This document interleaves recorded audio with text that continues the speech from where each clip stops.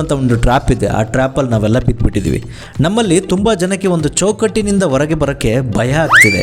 ಯಾಕಂದರೆ ಈಗ ಬರ್ತಾರೆ ಸಂಬಳ ಸಾಕು, ಇರೋಂಥ ಕೆಲಸ ಸಾಕು ಅಂತ ಹೇಳಿ ಒಂದು ಕಡೆ ಸೆಟ್ಲ್ ಆಗಿ ಕೂತ್ಕೊಂಡ್ಬಿಟ್ಟಿದ್ದೀವಿ. ಸೊ ಹೊಸದನ್ನ ಕಲಿಯೋಕ್ಕೆ ಸೋಮಾರಿತನ, ಈ ಬೆಳಿಗ್ಗೆ ಬೇಗ ಹೇಳೋಕ್ಕೆ ಸೋಮಾರಿತನ, ಪ್ರೊಕ್ರಾಸ್ಟಿನೇಷನ್ ಮಾಡೋದು ಈಸಿ.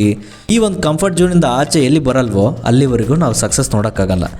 ಸಕ್ಸಸ್ ಅನ್ನೋದು ನಿಮ್ಮ ಕಂಫರ್ಟ್ ಝೋನ್ ಮುಗಿಯುವ ಜಾಗದಿಂದ ಶುರುವಾಗುತ್ತೆ. ನೋಡಿ, ಏನಂದರೆ ಸಕ್ಸಸ್ ಸ್ಟಾರ್ಟ್ ಆಗೋದು ಎಲ್ಲಿಂದ ಗೊತ್ತಾ? ನೀವು ಯಾವತ್ತು ಅನ್ಕಂಫರ್ಟ್ ಆಗಿರ್ತೀರಿ ಜೀವನದಲ್ಲಿ ಅಥವಾ ಡೇಯಲ್ಲಿ, ಅವತ್ತೇ ನಿಮ್ಮ ಸಕ್ಸಸ್ ಸಿಮ್ಟಮ್ಸು ಸ್ಟಾರ್ಟ್ ಆಗುತ್ತೆ. ಸಕ್ಸಸ್ ಕಡೆ ನೀವು ಹೋಗ್ತಾ ಇದ್ದೀರಂತ ಅರ್ಥ. ಅನ್ಕಂಫರ್ಟ್ ಅಂದರೆ ಏನಂತ ಅಂದ್ಕೊಂಡಿದ್ರೆ ಗೊತ್ತಾ? ದಿನಕ್ಕೆ 7 ಅವರ್ ನಿದ್ದೆ ಆಗಬೇಕು. 7 ಅವರ್ ನಿದ್ದೆ ಆಗಲ್ಲ, 4 ಅವರ್ ಆಗ್ಬೋದು, 5 ಅವರ್ ಆಗ್ಬೋದು.